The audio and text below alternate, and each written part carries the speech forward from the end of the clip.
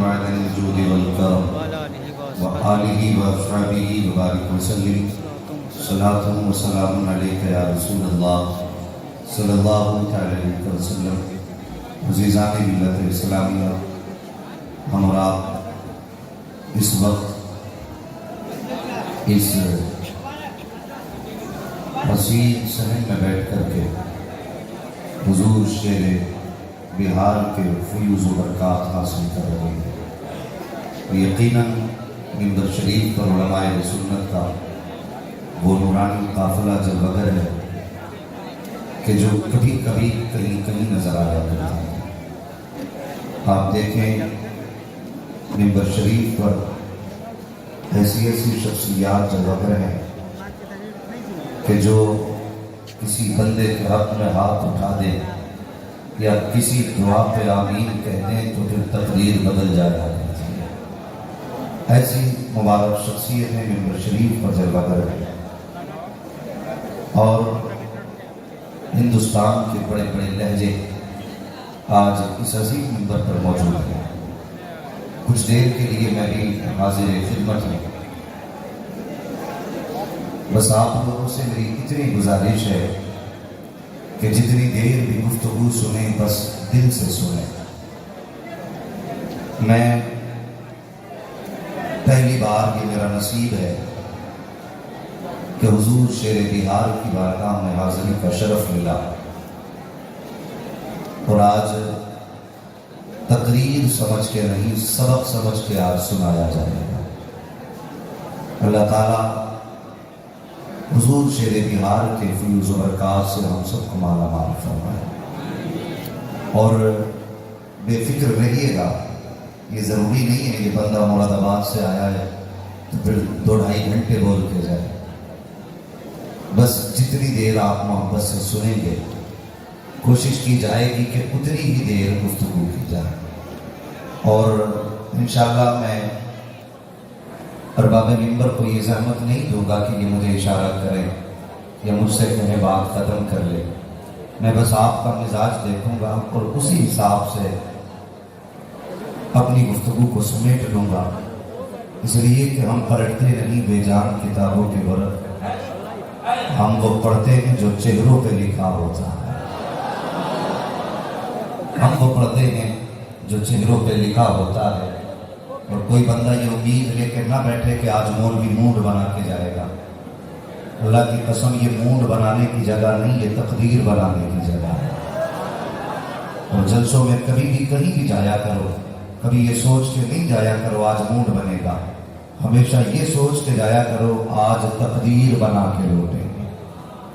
اور پھر یہ عظیم خواب شیر بہار کا جس کی گود میں آپ بیٹھے ہوئے ہیں، جامعہ قادریہ جو اس سال بھی آپ کو تقریباً 40 فارغین دے رہا ہے۔ اللہ اس ادارے کو سلامت رکھے۔ یہ مذاق بات نہیں ہے، سوچنے والی بات ہے، جبکہ ہر جانب سے ہوائیں اتنی سخت ہیں، ہر آندھی یہ چاہتی ہے کہ علم کا چراغ بجھ جائے، تعلیم کی روشنی ختم ہو جائے۔ ایسے پرفتن دور میں بھی اس ادارے نے 40 فارغین دے کر کے قوم پر احسان کیا۔ اللہ اس ادارے کو سلامت رکھے اور اپنی قوم سے بھی تھوڑی سخت باتیں کر لوں۔ بس میں آئینہ کو دکھاؤں گا داغ چہرے کے، جسے خراب لگے سامنے سے ہٹ جائے۔ میری باتیں کڑوی ضرور ہوں گی لیکن سچی ہوں گی، بس یہ سمجھ کے برداشت کر لیں کہ دوا جتنی زیادہ کڑوی ہوتی ہے فائدہ اتنا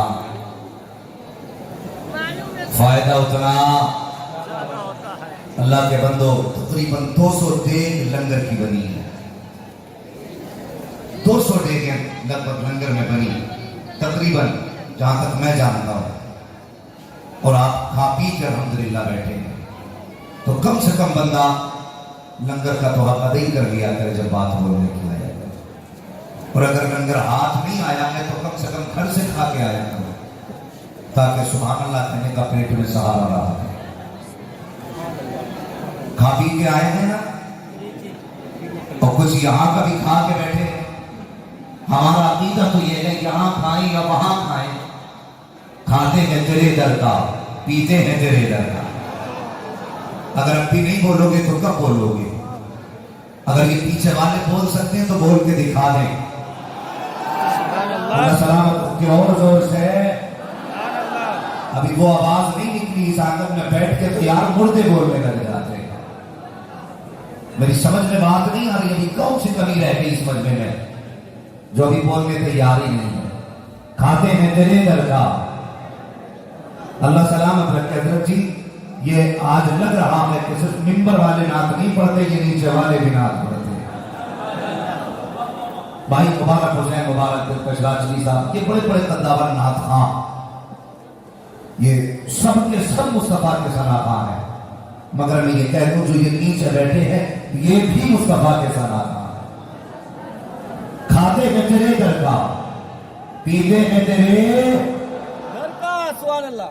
پانی ہے تیرا پانی، دانا ہے تیرا مانا۔ بس امت مسلمہ سے صرف ایک خیال اور چند بات ہے، بہت توجہ کے ساتھ میری گفتگو سنیں۔ اس وقت امت مسلمہ بہت سارے مسائل سے پہنچا ہے، بہت سارے ایسے معاملات ہماری قوم کے اندر ہیں جس نے ہماری قوم کو توڑ کر کے رکھ دیا ہے۔ صرف میں ایک طرف توجہ دلانا چاہتا ہوں، ایسے دور میں جب امت کا شیرازہ بکھرنے لگا ہے، لوگ ٹوٹتے جا رہے ہیں اور ہر شخص کی یہ تلاش ہے کوئی مجھے مضبوط شاخ ملے جس کے سہارے میں بھی 12 برس کھڑا ہوں۔ ہر انسان یہ چاہتا ہے کہ کوئی نہ کوئی ایسی آندھیوں کے دور میں ایسی سپورٹ ہمیں مل جائے جس کے سہارے ہم محفوظ رہ سکیں۔ ہر انسان امن چاہتا ہے، ہر انسان سکون چاہتا ہے، لیکن جانتے ہو آج ہماری قوم کا حال یہ ہے کہ ہماری قوم صرف اپنے ہی ہاتھوں سے تباہ ہو گئی، اپنے ہی ہاتھوں سے ہماری قوم تباہ ہوتی جا رہی ہے۔ آج ہماری قوم کی نفرتیں عروج پر ہیں۔ اتنا بڑا مجمع میرے سامنے ہے، اللہ اکبر۔ جب میں نے سڑک پہ دیکھا میں نے کہا یار یہ سب سے زیادہ لوگ ہوں گے۔ اس کے بعد جب گیٹ میں داخل ہوا پتہ چلا سڑک پہ زیادہ نہیں، گیٹ کے بعد زیادہ لوگ ہیں۔ لیکن میں نے کہا یار یہاں اتنے لوگ تو پھر جلسے میں کون ہوگا؟ لیکن جب گیٹ کے اندر داخل ہوا تو پتہ چلا جتنے لوگ روڈ اور مارکیٹ میں تھے اس سے زیادہ لوگ تو حضور کے جلسے میں بیٹھے ہوئے ہیں، اس سے زیادہ تعداد کی لوگوں کی۔ لیکن ذرا دل پہ ہاتھ رکھ کے بتائیے ہمارے اتنے بڑے مجمع میں کیا کوئی ایسا بندہ نہیں ہوگا جسے کسی سے ناراضگی جس کے دل میں نہ ہو، کسی کی نفرت جس کے دل میں نہ ہو؟ آج ہم ہزاروں کی بھیڑ میں بیٹھ کر کے نعرے کٹھے تو لگا لیتے ہیں لیکن آپس کی نفرتیں نہیں مٹا پا رہے، آپس کے اختلافات نہیں مٹا پا رہے۔ سچ یہ ہے کہ ہمارے دلوں میں جگہیں ختم ہو چکی ہیں، ایک دوسرے کے لیے گنجائش ہی ختم ہو گئی۔ مجھے بتائیے یہ وہ نورانی جماعت ہے اگر ہاتھ اٹھاتے تو بیڑے پار ہو جائے، مگر میں ان علماء اکرام کی جوتیوں کو سر کا تاج بنا کے بڑی ذمہ داری سے یہ بات کہتا ہوں، اگر کوئی بندہ مسجد میں آئے وضو بھی کرے غسل بھی کرے اور سجدے میں سر رکھے، اللہ فرماتا ہے فرشتو اس نے غسل کیا میں نے اس کا بدن پاک کیا، اس نے وضو کیا ہاتھ پیر پاک کیے، لیکن یہ دل کے اندر اپنے بھائی کا کینہ لے کر کے سجدہ کر رہا ہے۔ جاؤ اس سے کہہ دو جب تک اس کے دل کے اندر اس کے بھائی کا بغض اور کینہ موجود ہے مجھے اس کے سجدے قبول نہیں ہے۔ اگر چاہتا کہ سجدوں کی قبولیت ہو اس سے کہو جیسے بدن پاک کر کے آیا ہے ویسے ہی دل پاک کر کے آنا چاہتا۔ اب میں صرف ایک بات پوچھنا چاہتا ہوں، اگر مسجد میں کینے کی اجازت نہیں تو جلسوں میں بغض لے کر کے آؤ گے تو نتیجہ کیا ملے گا؟ آپس کی نفرتیں ختم کرو، کب تک یہ ہمارے درمیان آپس میں اختلافات کی دیواریں کھڑی رہیں گی؟ بھائی بھائی کا چہرہ دیکھنے تیار نہیں، باپ بیٹے کا چہرہ دیکھنے تیار نہیں، بیٹا باپ سے مصافحہ کرنے تیار نہیں۔ یار بدلو سوچ اپنی، کب تک इस फिक्र में हम जीते रहेंगे। वो उम्मत बन जाओ जो मुस्तफा ने हमें सबक दिया था, वो जमात बन जाओ जो मुस्तफा बना के गए थे। कौन सी जमात मुस्तफा ने बनाई थी? अल्लाह अकबर। आज भी आवाज आती है, एक ही सब में खड़े हो गए, महमूद आया, ना कोई बंदा रहा, ना कोई बंदा रहा। आखिर ये कौन सी नफरतें हैं जिसने भाई भाई से जुदा कर दिया, जिसने बाप को बेटे से जुदा कर दिया। माजरत के साथ कहना चाहूंगा, दावे के साथ कहता हूं, हिंदुस्तान की सरजमीन पर सबसे पहले अगर दीन का सबसे ज्यादा काम हुआ है तो खानकाहों से हुआ है। लेकिन आज अगर उम्मत को नुकसान भी पहुंच रहा है तो सबसे ज्यादा कुछ खानकाहों से नुकसान पहुंच रहा है। पीरों ने भाई को भाई से लड़ाया, पीरों ने भाई के भाई को दुश्मन बना दिया। और खुदा की कसम, हम उस पीर को पीर नहीं मानते जो आला हजरत को आला हजरत नहीं माना करता।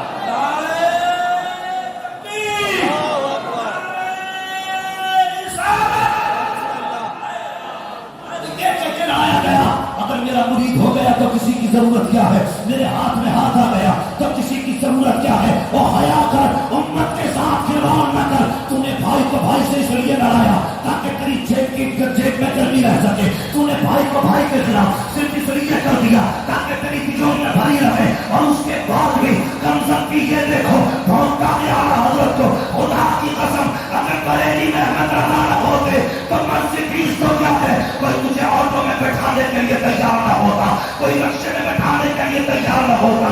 आपका ये बड़ा घूम रहा है, ये तेरा कमाल नहीं, ये कमाल बरेली के अहमद रजा खान का है।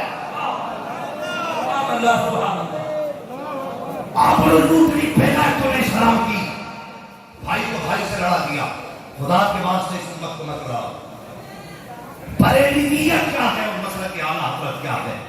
अल्लाह की कसम, हमें बरेली ये सबक देता है जो सुन्नी सही अकीदा हो और उसका सिलसिला मुस्तफा से मिलता हो, किसी भी सिलसिले का हो, हमारे लिए लायक एहतराम है। ये बरेलवियत है। लेकिन आज पीरों ने अपनी जेब भरने के लिए उम्मत को लड़ा दिया। कहां जाके खड़ा करोगे इस उम्मत को? हाँ, कई लोग तो इसलिए नाराज रहते हैं कि ये मौलवी तारीफ नहीं करता। अल्लाह की कसम मैं कहता हूं, लोगों, अगर मुरीद होना है तो उसके मुरीद हो जो 12 घंटे मुस्तफा की हदीस से पढ़ाया करता है। अगर हाथ में हाथ देना है तो उसके दो जो सुबह 4 बजे से उठ करके रात को 12 बजे तक मुस्तफा का दिया हुआ कुरान पढ़ाया करता है। ये हमारी हिम्मत जो बड़े जो ये हमारी कौम की